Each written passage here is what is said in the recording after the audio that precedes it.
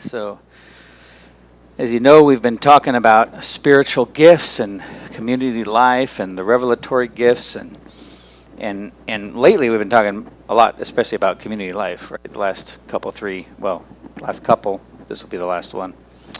Well, sort of. I think there's something else from Jody about unity, but it's important. It's important to lay this kind of context, because that's where the gifts happen, is in the body. We've been talking. We've been using a phrase of John Wimber's that everybody gets to play, right? Which is to say that there's nothing that disqualifies you or restricts you from being able to participate in the kingdom. It doesn't matter if you're, it doesn't matter. Whatever the but Lord you can put in there, he's quite confident in his own ability to do much with very little. God is quite confident in that ability. You should trust him on that. I highly recommend it. And he didn't just say everyone gets to play, right? He asked us all to play. He said, when he said, "All authority on heaven and earth is given unto me, and go therefore, and teach them to obey that." I think he really meant that, and he meant it for all of us. He wasn't just talking to the 12 apostles, or the 11, I guess at the time, apostles, and whatever other Christians, new believers were there. And so yeah, we all get to do it. Remember, I was reminded of Peter on Pentecost, day of Pentecost, when everybody's wondering, like, when Holy Spirit came, they all started speaking in different tongues, and everybody's wondering what's going on. And then Peter gets up and gives a sermon, and the first thing he says is, what's happening is something that was prophesied by Joel. Do you guys remember that verse? Anybody kind of remember that? That in the last days I will pour out my spirit on all flesh. Anybody? Yeah. He said, your sons and daughters,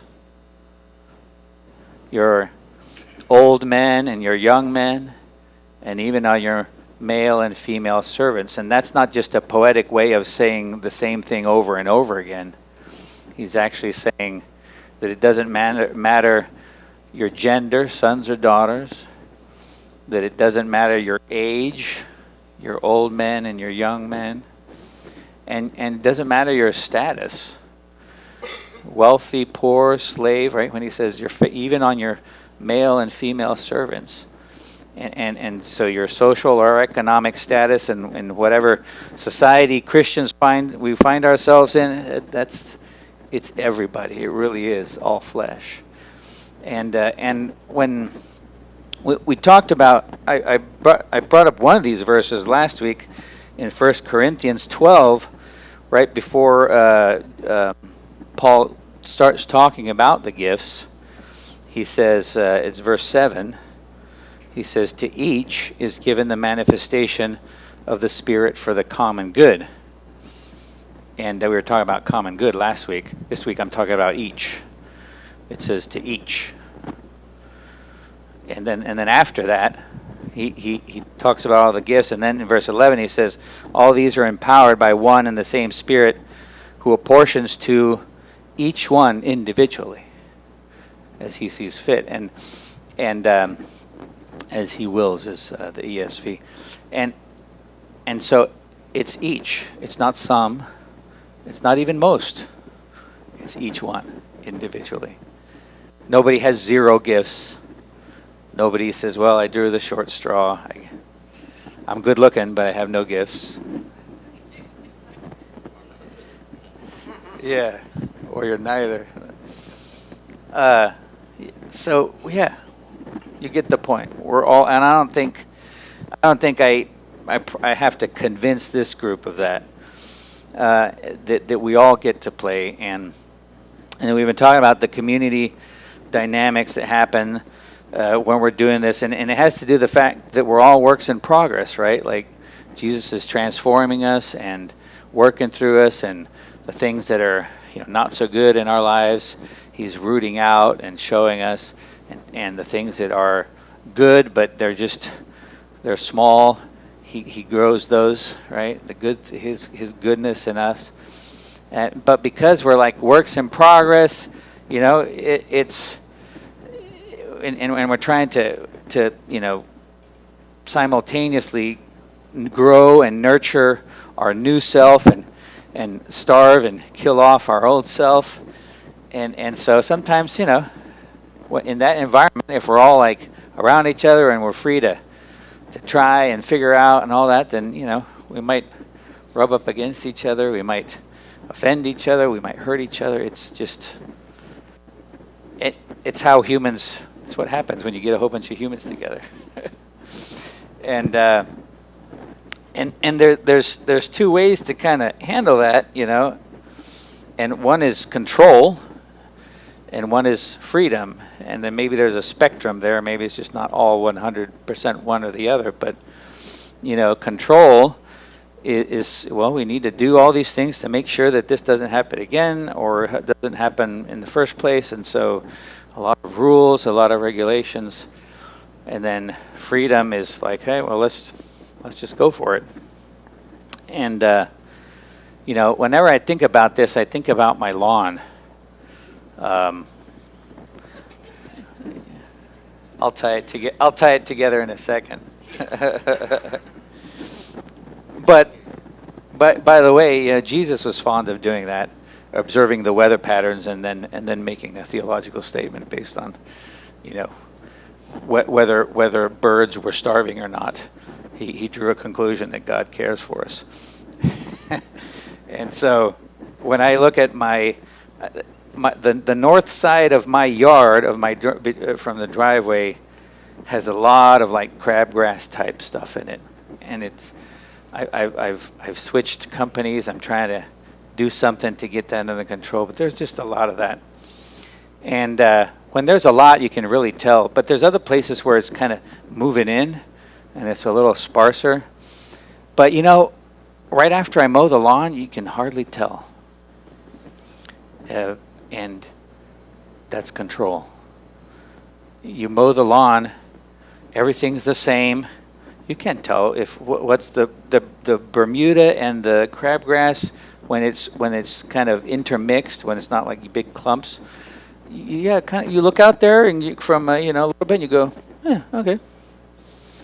Now, if you that's also the worst time to try to pick some of that up by the roots, right after you've mowed, because you go down and you start grabbing it, and you realize that there's some runners here and there, and you got to kind of try to gather it all together, and maybe you get some Bermuda while you're at it, and you're trying to. Now, right before you mow, when it's grown up a little bit, like it's easy to tell. Well, that's the weed because it grows faster, right? And that's freedom when you just let it all grow and then pick out the bad stuff. It's actually a more effective, longer-term way to get no weeds. Or I could just mow every 3 days and nobody maybe would notice. But that's a lot of work, and in the end, the weeds are still there. But the long-term view of freedom is let it all grow, and then we'll be able to see clearly what needs to come out. And no one would be able to argue with me, that's a weed. And that's not, because it's like plain to see. Versus when it's kind of mixed in there. Wait, no, I think you're grabbing some of the wrong stuff. And in our hearts, I find myself in that position. When something has grown pretty high, and the Lord says, hey, there's a weed there, we need it. I can't really argue with him at that point. Because sometimes I get defensive. If you get defensive with the Lord, Lord, it's not that bad, is it? I had a good reason. It was their fault. They provoked me. But when it gets kind of bad, it's like, yeah, it'd be silly It'd be silly to try to argue that that's not a weed. Are you guys getting what I'm saying?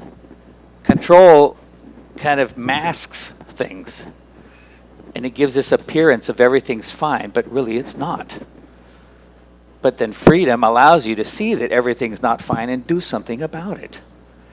That's long term, pull it up by the roots, and guess what? It's not coming back again. And then you actually have something that is great instead of just looking like it is. But in the meantime, it looks kind of messy, doesn't it? That's what we're talking about. I gave some homework. Some of you guys thought I was going to forget. I gave some homework last week too. How many of you were reading Colossians 3, 12 through 17 every day this week? Yeah. Did anybody memorize it by chance? Okay, I just thought I didn't ask you to. I just thought I'd ask. Overachievers, yes. I wrote down Colossians 12, 3 through 7. Oh, is that the weights translation? It is. I wonder where you were going. Yeah, I think chapters 5 through 12 are not in my Bible. That's for sure. Yeah, let's read that together. Colossians 3. Actually, I'm going to stand over here. Put on then, as God's chosen ones, holy and beloved. Let's just stop right there. As God's chosen ones, holy and beloved. You're God's chosen ones. You're holy, you're beloved. And what he's saying is that since you're that, it's fitting and right that you should put on these things. Like that's part of who you are now as his holy ones, his chosen ones, his beloved. Compassionate hearts, kindness, humility, meekness, and patience, bearing with one another. And if one has a complaint against another, forgiving each other as the Lord has forgiven you, so you also must forgive. And above all these, put on love. The verse 13 or verse 12 there says, put on then as God's chosen one. So then he says, now above all this, so I picture it like you're putting on layers of clothing, but above all else, put on love, right? That's the outer layer. Above compassionate hearts, humility, all that other stuff, patience. And it's because love binds everything together in perfect harmony. And let the peace of Christ rule in your hearts, to which indeed you were called in one body, and be thankful. Let the word of Christ, and we're going to hit this a little bit today, dwell in you richly, teaching and admonishing one another in all wisdom. Well, why do you guys think the word all is in there? Instead of just saying in wisdom or something like that. You guys think about that? Yeah, it might be that. I mean, does it? Yeah, not your opinion. Does it mean that you have to have it all right and really laid out and make sure you cover every category before you can start? No, let's not take it that far. Does it mean you really need to put in effort to gather and think about all the wisdom you can, yourself, God, your friends? Do we have an obligation to just use some wisdom or to really put in the effort to say, Lord, I want to be able to teach and admonish in this situation with all wisdom? Like, I might not get it perfect, but I'm really going to try to do it well as best I can. To me, that's what it's saying. That's one of the things that convicts me about it. And he says, singing psalms and hymns and spiritual songs with thankfulness in your hearts to God. It's a light atmosphere. Sometimes we hear admonishing, and it's like, whoa, admonishing. And hey, we've all probably been on one end or the other of some tough conversations, right? And they're not fun. They can be pretty unpleasant. But the atmosphere and the environment is not it's just part of what happens as we're thankful together, as the peace of Christ is ruling in our hearts, as we're singing together, as we're worshiping. Jesus said, if you're about to go worship God and you have some issue with your brother, like, go deal with it. And he's saying, set aside your personal worship time. Like, anyway, just think about it. And whatever you do in word or deed, do everything in the name of the Lord Jesus, giving thanks to God the Father through him. That's whatever you're saying and whatever you're doing, it's got to be for him as his representatives. That's what we are, aren't we? We're his partners. That's the covenant that we have now. That's what he always wanted, still wants, is still going to make happen. And so as his representatives, yeah, we should think about making sure that everything that we do, whether we do it, it's something in action or something we're saying, is in his name, like what Jesus would be doing if he was here. All right, so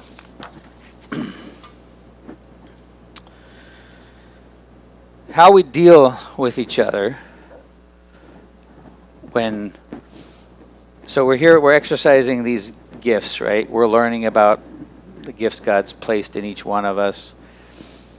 Maybe we're helping each other learn about them. We're talking it over. We're experiencing it. We're trying it out. And because we're in this, if we want to have an atmosphere of freedom and not just a lot of rules and control that doesn't really, in the end, let you try much, then, yeah, we'll rub up against each other. Maybe somebody gives you a prophetic word that is just, not well delivered.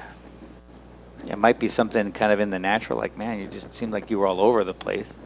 It might just be like, not really, you don't have a witness in your heart about it.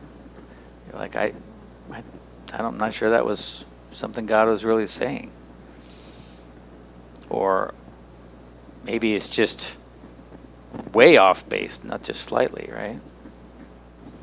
And we'll talk, I'm not going to get into some of the specifics like eating the meat and spitting up the bones, right? We all have the capability. There's a verse that talks about that, about we should all be able to learn how to sift and say, okay, this part's good, this part's bad. I'm not going to reject the whole enchilada. I'm just going to take the part that's good and leave the part that's bad aside because, hey, I don't get it right all the time either. Probably not most of the time. And so what happens when that's the delivery or the content's bad? What happens when we're praying for each other and maybe you felt like you were kind of assaulted during that prayer, like somebody grabbed you and said, I'm going to pray for you. And they start praying, and you're like, I was about to go to the bathroom. I really need to pee. Like, I wish you would have asked me. Like, there's some practical things like that. Sometimes it's more like, man, when you were praying, I just felt like you were getting kind of preachy.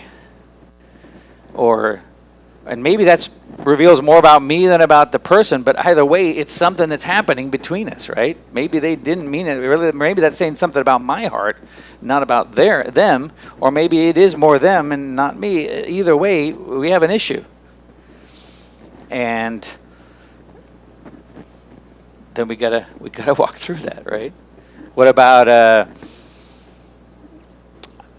I've been in places where I think it's happened to me. I don't remember it really well, so I guess I guess the Lord's healed me.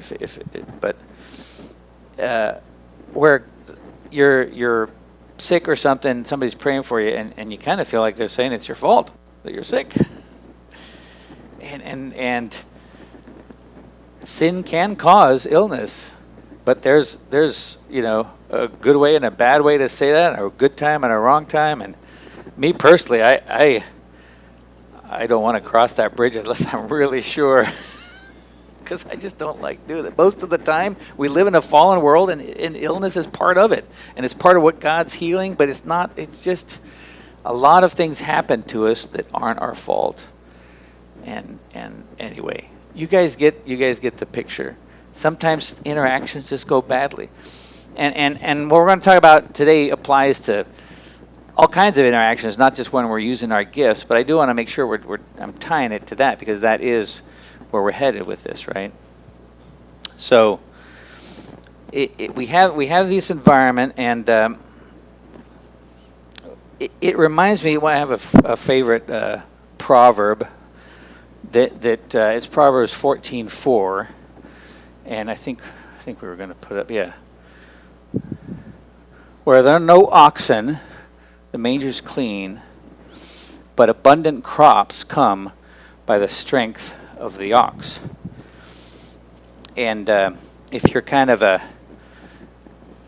person who likes, a really tidy environment and stuff, this sort of thing could drive you bonkers, because you have this is a farming community, right? So the thing is, you got to push that plow yourself, like, But man, if you had an animal that could pull it and you just stood behind it and kind of just guided it, that would be great. But then guess what? You got to feed this animal. And you put the hay or the straw in this manger and they eat out of it, but they make a bit of a mess, right? They might slosh it around, and you got to change it. If they don't eat it all, you can't just let it sit there and rot. You got to put fresh stuff out. And then I haven't even talked about what happens after you eat. Yeah, there's the input and the output side, and it turns out there are no poopless cows, and so then you got to deal with that, and it makes a bit of a mess in the end. Like, it would be much nicer to just clean the manger out and the stall, and then you're done, and just don't put an ox in there, and then you never have to do that cleaning again. But then what? How big would your crop yield be? And anyway, that's what we're talking about, right? There's a mess that comes from trying to learn and grow and improve and get, not just doing nothing or doing the same thing. And it's okay. It's worth it. We just got to learn how to clean it up. The other thing I like about that proverb is that it points out the fact that if you don't clean up the messes that get made, in the end, it's very detrimental for the animal, right? They're living in their own filth. They can get sick. Like, it can become a toxic environment when you just make messes and never clean them up.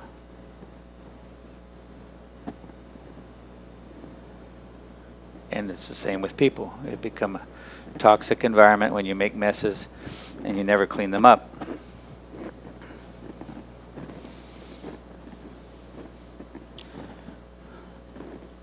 One of the things that I think it's leaking into, well, it's been around for a while. It seems like it's amplified.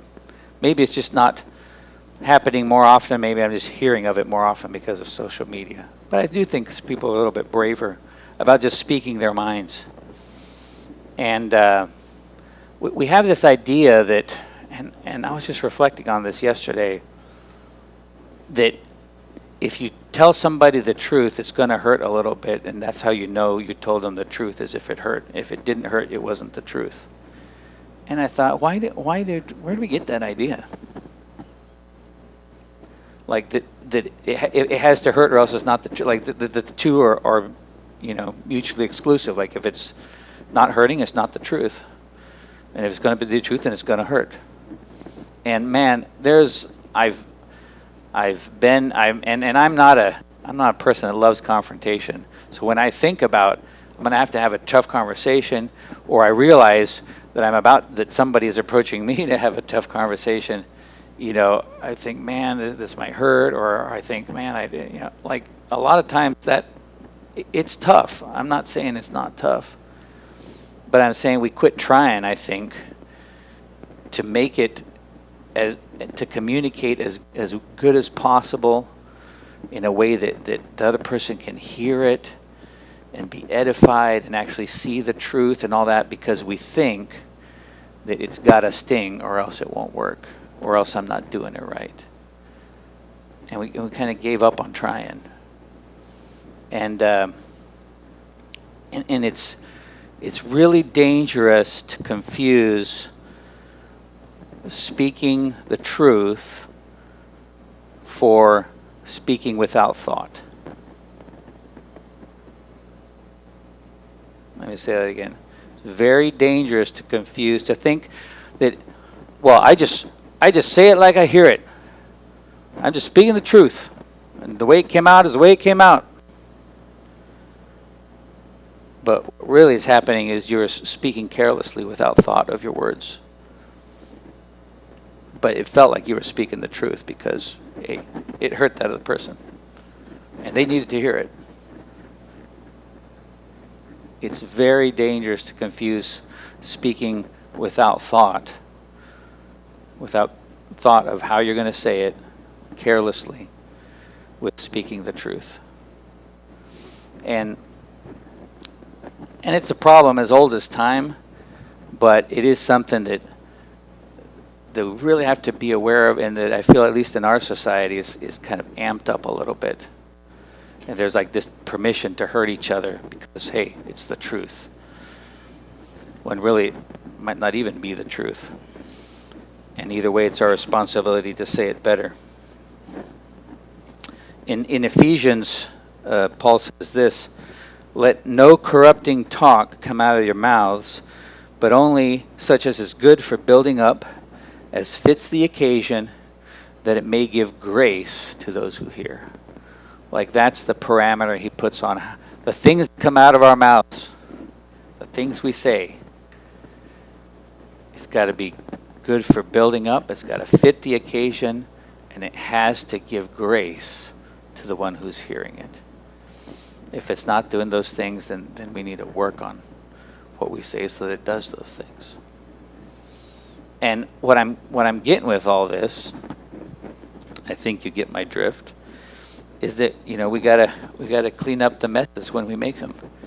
That's part of living in community. We're gonna make some mess because we want an environment where we're free to kind of experiment, you know, to put it one way, where we can try, and maybe we fail, but we learn a lot more from trying and failing.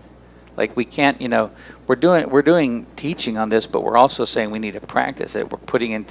We're demonstrating something. That's part of why we're demonstrating some things up here when we do like a, you know, like when I got some prayer, or Angie got some prayer, or Charlie, and it's why we're loving it like that.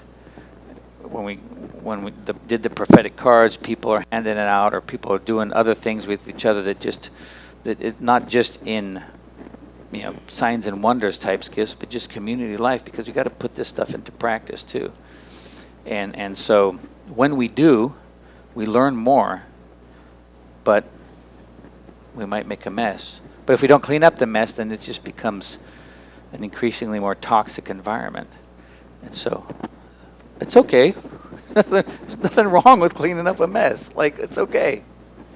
You know, that's the way it is. Like, it's a good way to learn, is to try, and, you know, and then move on from there.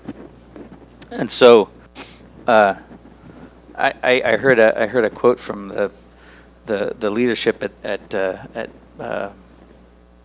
Bethel Church in Redding, California. They say feel free to make as big a mess as you're willing to clean up. And I like that. And it's not a no responsibility thing. It's actually like you really do have freedom to try, but just remember, you know, you should also clean up the mess. And if you think you're going to make a big mess, then maybe, you know, try to do something to minimize that. It doesn't mean don't try.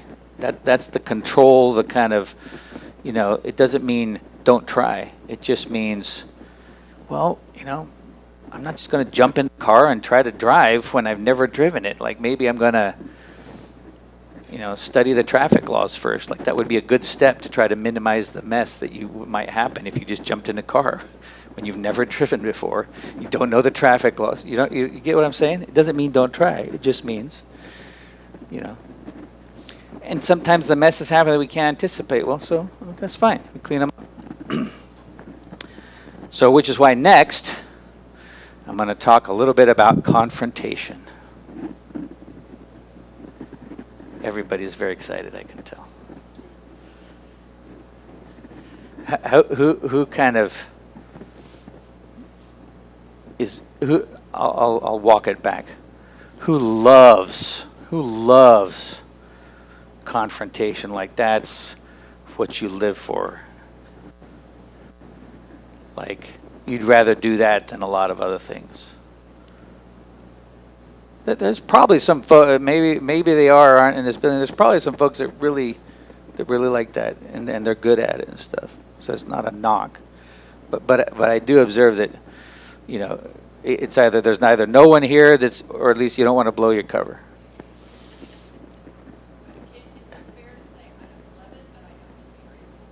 Well, that's what was the next thing I was going to say. When I say walk it back, I was going to start at an extreme. Yeah. What about you don't love it, but you do it when it's necessary and you're comfortable with it. You've learned some things about it. Yeah, there's a couple. You said that. Mike's not going to say anything, but I bet he's. What if you work in an environment that's very confrontational, especially when they just come in? Yeah. You got to deal with it every day, and it can be taxing to do it all the time.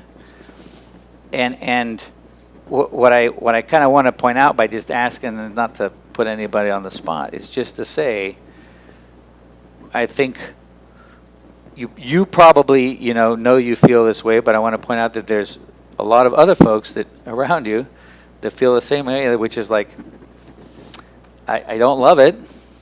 Some of us are like, I don't do a good job at it.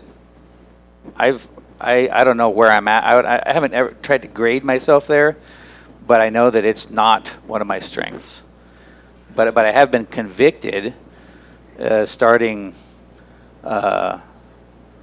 particularly. I mean, I knew this, but something slapped me upside the head, starting about 6 years ago, that I realized the damage that was done because I didn't confront when I should have. And so I've been trying to work on that, and I ask the Lord for help, and I hang around people that do it better than me, and all this stuff, So yeah, it might not be comfortable. It's something we got to do well. Jody preached a great sermon about this. 2-3 years ago. I don't know. Maybe it was 3, maybe it was 18 months. But it feels like it was a little bit ago. About speaking truth in love. She's talking about that and how, we got to learn how to do it. We can't say, I'm just going to avoid it. Like we have to learn how to do it and do it well, because or else we can't have what we need, which is an environment where we can be free to try and fail, right? Because if you allow that and there's messes and you're not going to clean them up, then everything just spirals into, do you guys get what are you guys with me on this? Does this make sense? Oh, well, yeah, years of it, right? Okay. So some things about confrontation. The motive has got to be to restore relationships, a relationship or relationships. It's about restoration. It's not about punishment. It's not about trying to extract an admission of guilt or a confession from somebody. You're right, I did it wrong. I'm sorry. Like those things might be said during a conversation, but if the point is to get to that, and when you get to that, okay, I did what I was supposed to do, I can bail now.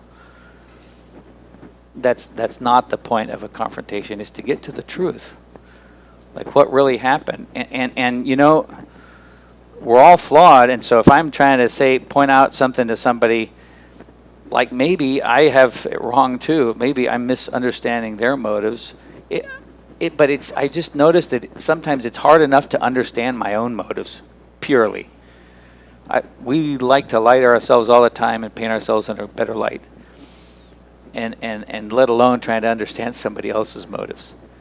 And so we got to come to these conversations from this place of, man, I just want to restore. I notice there's some broken relationships, whether it's between me and you, or whether I've noticed that something that you're doing is breaking relationships around you, and you seem to be oblivious about it. And I just want to try to bring that to your attention, try to talk about it, try to restore, try to get to some truth. I'm not interested in just hearing you say, you're right, I'm sorry. I'm not interested in punishing you because you did it. You have to, whatever. You got to sit out the teaching team. I don't know. I'm trying to think of something that I have kind of direct authority over. You gotta quit, whatever. And the assumption here is we're all believers. We're all willing to try to, be teachable and open, all that. I know that there's situations where somebody, after repeated tries, says, no, I think you're wrong, and either don't think I did anything or am doing anything bad.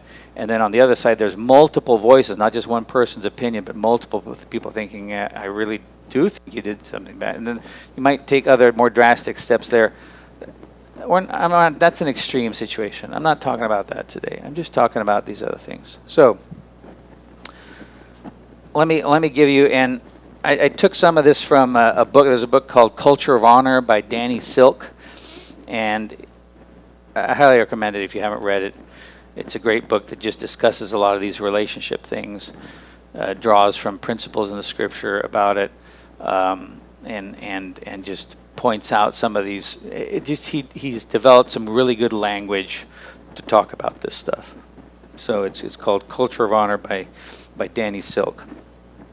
Okay, the goals of confrontation. Number one, to introduce consequences into a situation in order to teach and strengthen. To introduce consequences into a situation in order to teach and strengthen. The consequence isn't shame, manipulation, punishment. That's not the kind of consequence. It's more like, dude, do you realize that you're making a mess? Like, there's consequences to the actions you're taking. They're making a mess around you. Did you notice? I really think that's going on. Let's talk about it, right? The goal is to say you can't just act this way without, repercussions, without thinking that you're not hurting anybody, right? Those are the consequences. Does that make sense? It's not when we say consequences, especially sometimes parents, it's a more common word today. We got consequences. We're going to take away your tablet, or you're going to, whatever. And so sometimes we might be thinking punishment, or something like that, or discipline. And yeah, what I'm talking about is pointing out the natural consequences of our actions. Number two, to bring to the surface what people forget about themselves after they've failed. I mean, when someone knows that they've made a bit of a mess, it's very common to just, that's the devil's playground, shame and guilt. And he wants to get in there and just say, just pile it on, kick you while you're down. Has anybody ever experienced that? Okay, just me. I hate it. I remember as clear as a bell a time when I was probably 11 years old, just feeling so racked with guilt. And it was the enemy, but it was just a horrible feeling. I never, ever want to feel that way, want anyone else to feel that way.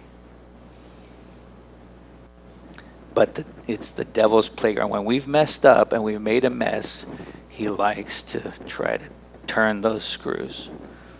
And a confrontation is a brother or sister that you trust coming alongside and reminding you of a few things that maybe you've forgotten. It might just be things like, you may have messed up, but you're not a mess up. You may have failed, but you're not a failure, right? It might just be that simple, like this is momentary, like this is your old self. It's not the, don't get discouraged thinking that you can never change if this is the 10th or 100th time you've done this. I'm here to tell you I've been there and I've seen that God can fix it, and I just want to encourage you, and I want to remind you of who God is in you and who you are in God. That is one of the goals of confrontation too. That's got to be in there. At the heart of restoration has to have that ingredient there. Does that make sense?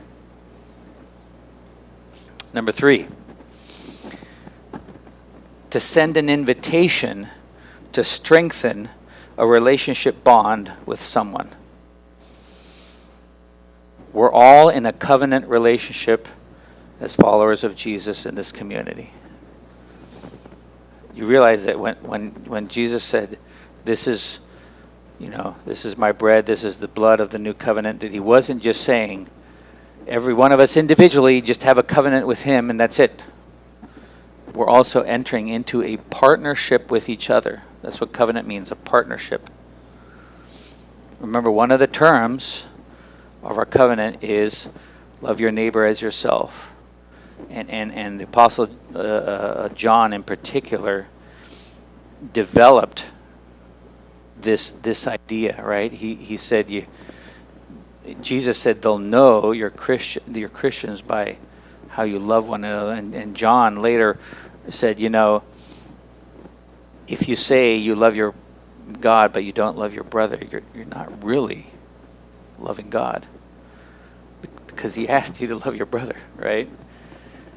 And so anyway, you guys get it. We're in this covenant relationship, and so when you come to confront, it's an extending an offer to strengthen the relationship, not to break it. Right? Like, let's walk through this together.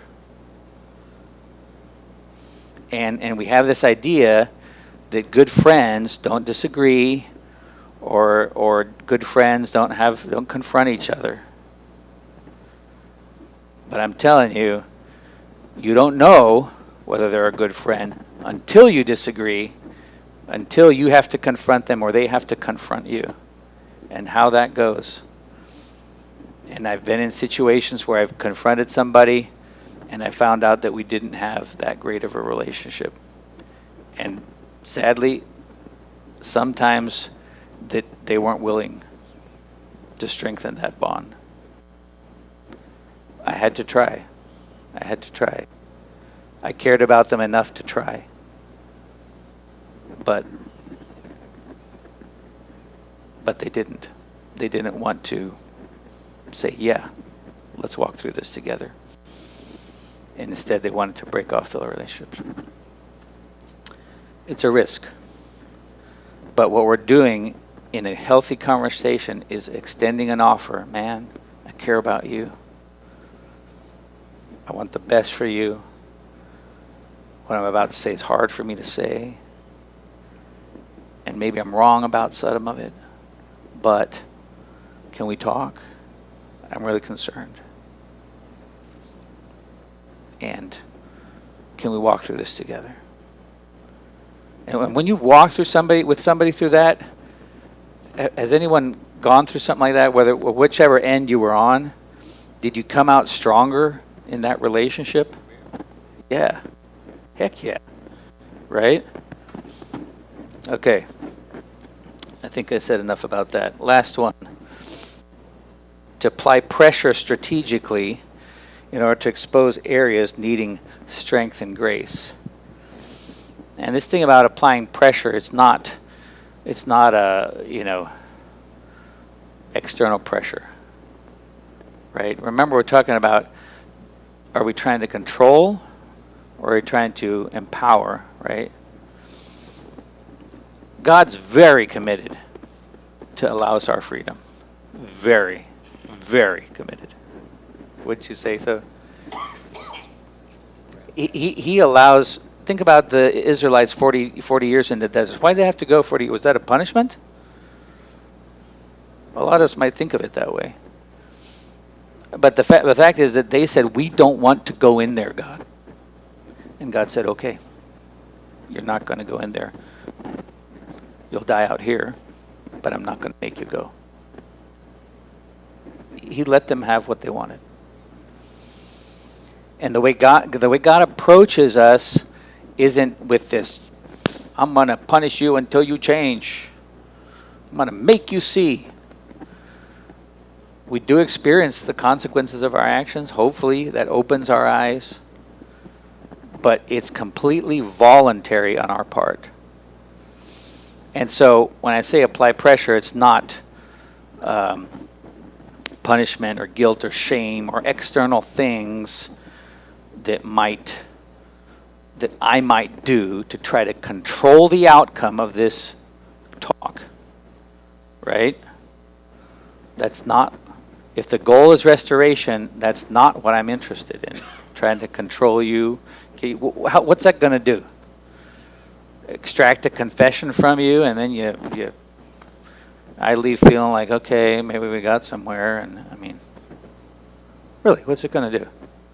There's no lasting change that comes from that sort of thing. So here's the thing: is just ask. This is the practical way that I recommend doing it: asking questions. Right? You're coming alongside somebody to talk about something. Ask questions. Like, what was your goal when you did that? Or you realize, like sometimes, let's say it's a situation where a person knows they've made a mess, right? And it might mean like, I know you feel bad about this, but can I ask you, like, what led you to do it to begin with? Because it's just not really the real you. I mean, I just feel like that's not something that you would ever do on purpose. I feel like it's just part of you, something about you that you just kind of defensively reacted to. Can I ask you what it is? And if we're extending that offer of let's walk through this together, it's just a great way to. It's not. It allows me to say I'm your ally here. Let's work through this together. It allows the person that if I'm the one asked, if it's that direction, and then they get to think about it from the inside out, hear the voice of the Lord. I mean, remember my premise here is I'm talking about situations where we're believers and we all want to, and maybe we're hurt about something, and maybe it takes a while for us to get there, but eventually we get to this point like, man, you're right, and the Lord can speak to you and will speak to you and say, this is what you need to work on, or this is what you did, or this is how you need to clean up this mess. These are the folks you need to go to. Like whatever it is, like this, like it helps to process that externally with someone. And instead of being judgmental, like be more like curious. There's I've been watching some Ted Lasso recently because the new season's out, and in the first season he says that be judgmental, or be curious, not judgmental. Like that's a good way to say it. Like instead of coming up to somebody and saying, I've made a decision about you and it's this. Maybe let's just talk about it. Maybe I'm wrong. Maybe I'm right. Most often, if I'm not completely wrong, then I'm only partly right. Never fully right, That's the most common thing. And so come at it that way, right? Ask some questions. The questions help stimulate thinking within the individual with the problem. They allow the person an opportunity to do most of the thinking about the problem from the inside out. I mentioned those. They help the person tap into his or her greatness and put it on display throughout the confrontation. What that might sound kind of, I don't know, new agey or well, there's things about that statement that might rub you guys the wrong way. What it means is you're a believer. God speaks to you like you've been transformed by His Spirit, and this thing that's happening isn't like the best you, the real you, the always you. Like we're always in progression, and so when we have this conversation, it just kind of reminds you that, man, in the Lord, you're just a wonderful creation, and the things that He's made and done in you. I want you to remember those and bring those to mind and use those to come out of this better and stronger. Like it taps into that, right? Does that make sense? It reminds the person of things they tend to forget about themselves when they fail. It kind of goes back to one of the ones I mentioned earlier. Demonstrates the covenant relationship between the two parties, allows the one doing the confronting to remain an ally. So I wanted to just give some practical thing. If you look at I'm drawing a blank on I had this earlier. I'm drawing a blank on the verse, but Paul says that when somebody has sinned, he says, those of you who are spiritual, restore them with all gentleness, and watch out lest you fall as well. He adds, but with all gentleness. Right. When Job is griping to God about what's happening to him, God does this. He asks some questions. And they're pretty poignant questions. Like, where were you when I separated the seas from the dry land? By the way, but He doesn't just come up and say, Job, you're wrong. He says, Job, you're not thinking. Let's think about this together. Let me ask you some questions. And so confrontation has to have that heart of restoration on it. We have to learn how to do it well, or else things just fall apart. We end up either with everything's too messy and relationships break up, or we try to avoid the mess by instituting all these controls. Either way, nobody grows. But what we want is growth, not just in our spiritual gifts and all that, but in our relationships, like strengthen our relationships. Does this all kind of make sense? I'm okay with verbal feedback. Okay. Is it helpful? Giving you something to think about? Okay.